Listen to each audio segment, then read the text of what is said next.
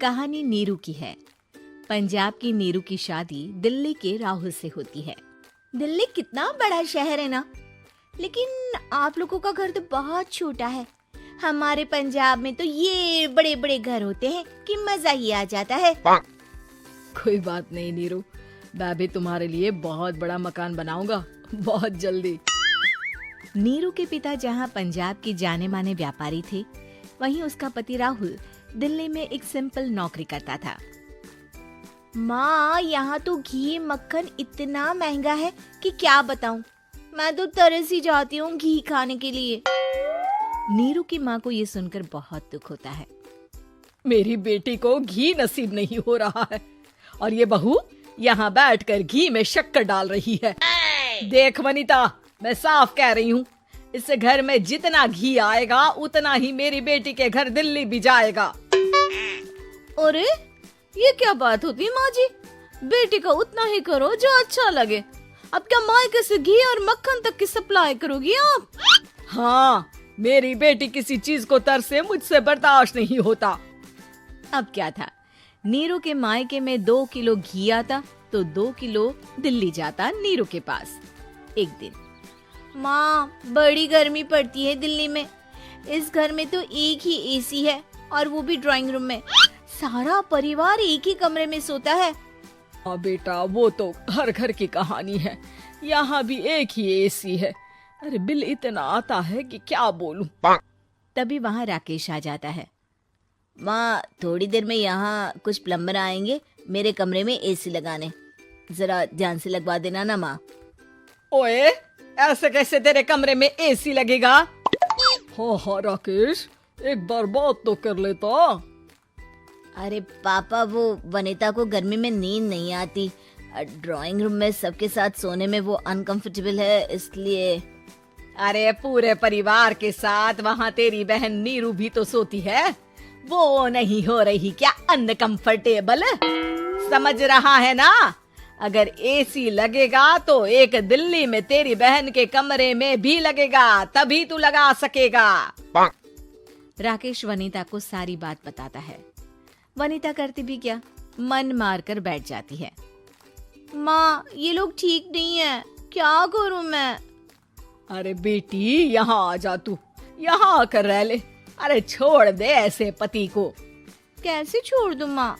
समाज क्या कहेगा, लोग क्या कहेंगे? वैसे भी मेरा एक बेटा है मयंक।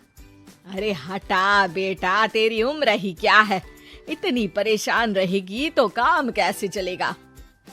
खैर, बात आई गई हो जाती है।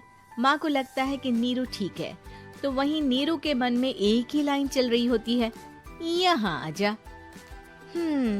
माँ ने तो बोल ही दिया है कि यहाँ आजा। बस मयंक थोड़ा सा बड़ा हो जाए, इन गरीबों को छोड़कर मैं वापस माँ के पास ही चली जाऊंगी। वो इसी सोच में बाजार में चल रही थी कि मैम, आपका दुपट्टा जमीन को छू रहा है। नीरू जैसे ही उस लड़के की तरफ देखती है, देखती ही रह जाती है। हाय रे, कितना सुंदर लड़का है ये। अब क्या हुआ? मैंने कहा आपका दुपट्टा। तो खुद ही उठाकर दे दो ना। लड़का समझ जाता है कि नीरू उस पर फिदा हो चुकी है। वो उससे उसका नंबर लेकर चला जाता है। अब क्या था, नीरू और रोहित में लगातार बातें होने लगती है। मैं हरियाणा का रहने वाला हूँ, यहाँ एक बड़ी कंपनी का मैनेजर हूँ। अच्छा, और कितने बच्चे हैं तुम्हारे? बच्चे? अरे मेरी तो शादी भी नहीं हुई है। तुम बताओ, शादी करोगी? नीरू शर्मा जाती है। अब लेकिन मैं तो पहले से ही शादीशुदा हूँ। मुझे फर्क नहीं पड़ता, बस तुम शादी कर लो। भाग चलते हैं, बहुत पैसे वाला हूँ मैं, हमेशा खुश रखूंगा तुम्हें। नीरू रोहित से मिलकर सारा प्लान बना लेती है और फिर एक दिन घर से भाग जाती है। दोनों शादी कर लेते हैं। शादी के बाद, क्या बात है नीरू, तुम्हें परेशान सा देखता हूँ, सब ठीक तो है ना? हाँ, सब ठीक है।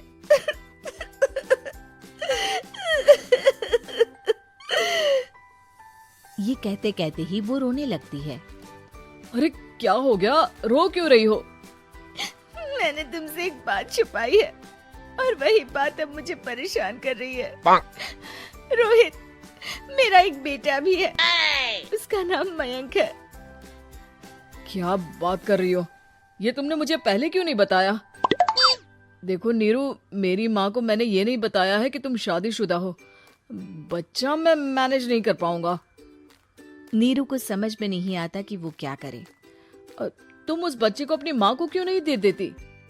नीरू चुपके से माँ को फोन करती है। माँ, क्या मयंक को तुम रख सकती हो? बेटा, मैं राकेश के साथ बात करती हूँ। आखिर घर का बेटा वही है, जो वो बोलेगा। वैसे भी बेटा, तूने जो किया है ना, उसके बाद से पूरा घर तेरी बुराई कर रहा है। मैं भी अब किसी से तेरे लिए लड़ नहीं सकती। राकेश बेटा, नीरू ने तो जो किया बहुत ही बुरा किया, लेकिन मैं सोच रही थी कि क्यों ना मयंक को हम यहाँ ले आए। तभी वनीता बोल पड़ती है। वाह जी, ऐसे कैसे यहाँ ले आए? यहाँ क्या भंडारा भरा है? और जिस बच्चे की माँ ने नहीं सोचा, उसके लिए हम क्यों सोचे? नीरू को एक बार तो अपने बच्चे के बारे में सोचना चाहिए था ना। अरे लेकिन तेरे पास भी तो लड़का नहीं है ना वनीता। माँ, वनीता ठीक बोल रही है। कल को वो बड़ा होकर इसी घर का हिस्सा मांगेगा तो हम क्या करेंगे? माँ कहती भी तो क्या, वो चुप रह जाती है। वहीं नीरू का पहला पति कहता है। माँ, अगर आज भी वो वापस आ जाए तो मैं उसे माफ कर दूंगा। बेटा, गरीबी चीज ही ऐसी है, क्या करेगा? तू तो अब मयंक का सोच। वो बेचारा तो बिना माँ का हो गया। मयंक के खातिर तू दूसरी शादी कर ले बेटा। लोगों के लाख समझाने के बाद नीरू के पहले पति की शादी रिद्धि से हो जाती है, जिसके पहले पति से 2 बच्चे होते हैं। देखो जी, मैंने शादी सिर्फ बच्चे के खातिर की है। मैंने भी शादी सिर्फ बच्चों के खातिर की है। वहीं नीरू के दूसरे पति के मन में ये बात घर कर जाती है कि नीरू एक मासूम बच्चे को उसके खातिर छोड़ कर आई है। अब देखो नीरू, मुझे लगता है कि जो औरत अपनी कोख का बच्चा छोड़ सकती है, वो तो कुछ भी कर सकती है। कल को तुम्हें मुझसे अच्छा कोई मिल गया तो तुम तो मुझे भी बाय बाय कर दोगी ना। नीरू को अब उसका दूसरा पति ताने देना शुरू कर देता है। तंग आकर नीरू उसके यहाँ से भागकर अपने पहले पति के पास चली जाती है, लेकिन ससुराल में क्या लेने आई है नीरू, मयंक को? नहीं नहीं सासू माँ, मुझसे गलती हो गई, मुझे माफ कर दीजिए। नीरू, अब वक्त खत्म हो गया है, मेरी शादी हो चुकी है।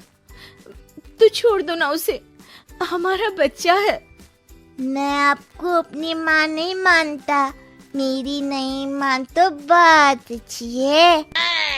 नीरू मयंक की बात सुनकर समझ जाती है कि उसके पास अब न आसमान रहा ना ही जमीन।